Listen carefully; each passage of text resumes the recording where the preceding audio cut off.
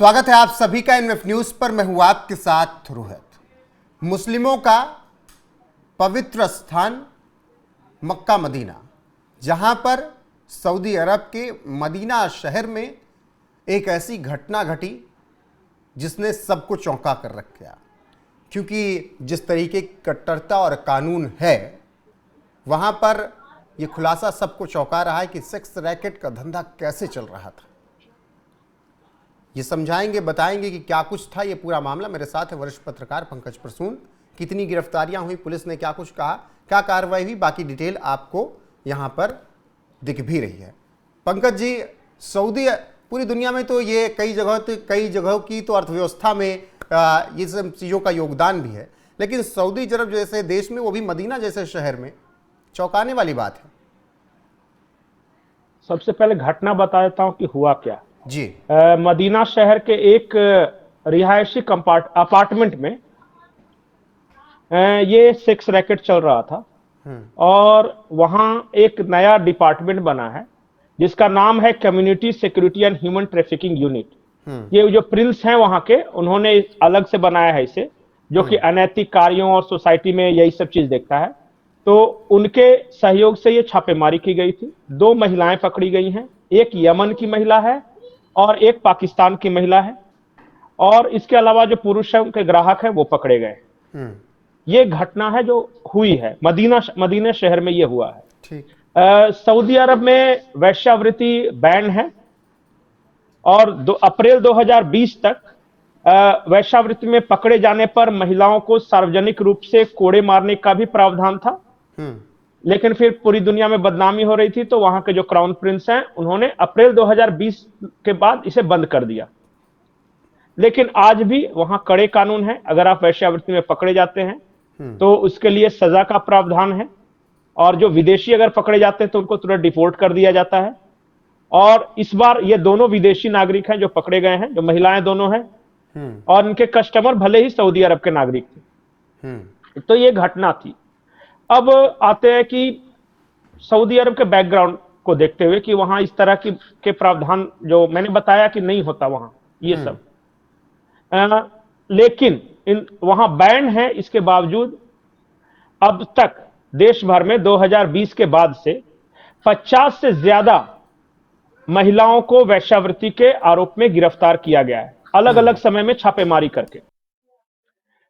सबसे बड़ी गिरफ्तारियां हुई थी, 11 महिलाओं को यह पकड़ा गया था।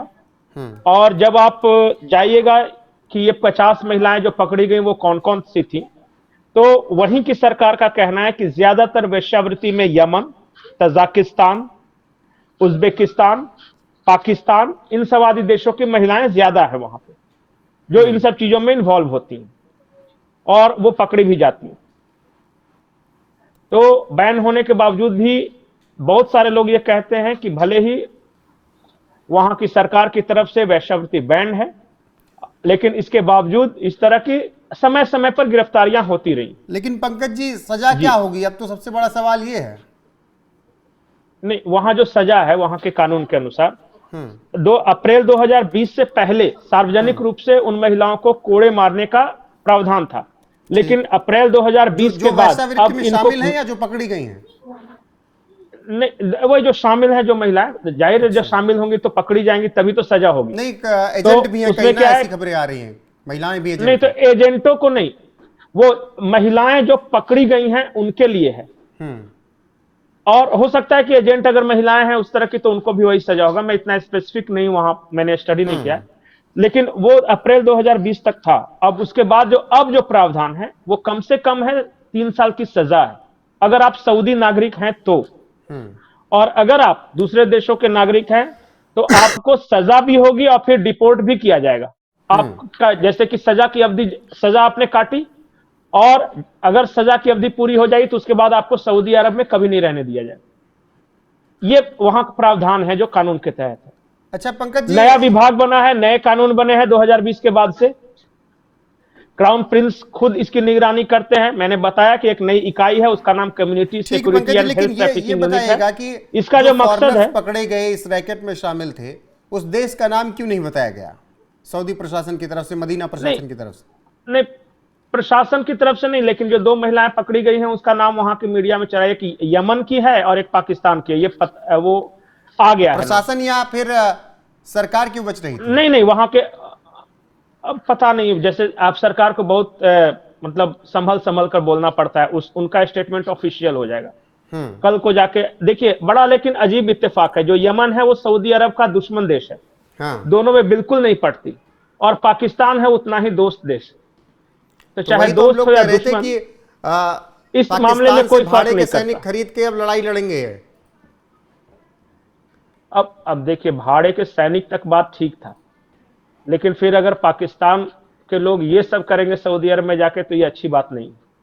ऐसे भी भिखारी के रूप में वहां ये प्रचलित है। जैसे सऊदी अरब में आप जाइएगा ना, तो सऊदी अरब की सरकार ने बाकायदा एक चिट्ठी लिखी थी पाकिस्तान की सरकार को कि आपके यहाँ के भिखारी हमारे यहाँ आते हैं, पकड़े जाते हैं, हमारे जेलों में जगह कम हो गई है, अपने भिखारियों को वापस लेके जाइए।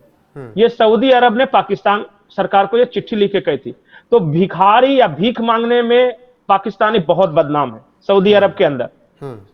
इसके अलावा मानव तस्करी, बाल श्रम मतलब जो चाइल्ड लेबर हम बोलते हैं, और वेश्यावृत्ति, ये तीनों में ये बदनामी है पाकिस्तानियों की उसमें। ठीक है, और मैं इसलिए नहीं कह रहा हूं कि ये भारत और पाकिस्तान के रिश्ते अच्छे नहीं है, ये बाकायदा सऊदी प्रशासन का कहना है कि इन सब मामलों में बताते भी कि हज के टाइम यमनिया पाकिस्तानी ज्यादा रुक जाते हैं, जाते ही नहीं है, जेलों में सड़ रहे हैं वहां पर। बिल्कुल, आखिरी सवाल पैसे वहां ज्यादा मिलते हैं ना जी।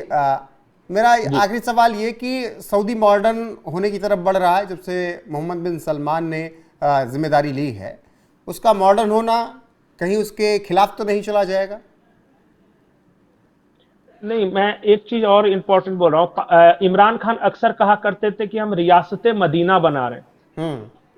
अब इन्होंने मक्का और मदीना को रियासत पाकिस्तान बनाना शुरू कर दिया है, उल्टा। और आपका जो सवाल है कि सऊदी जो नया कानून और नए मॉडर्न सऊदी जो बनने की कोशिश कर रहा है, वहां के क्राउन प्रिंस का साफ साफ कहना है कि हम जो वाजिब हक हैं वो महिलाओं को देने के लिए तैयार हैं, लेकिन जो इस्लाम में वर्जित है, ये पर पुरुष गमन, जिसको हम एक्स्ट्रा मैरिटल अफेयर या वेश्यावृत्ति वगैरह कहते हैं, ये अलाउड नहीं है और ना होगा। आपकी आजादी का मतलब आपका इकोनॉमिक इंडिपेंडेंस है, लेकिन सोशल डेकोरम आपको मेंटेन रखना पड़ेगा।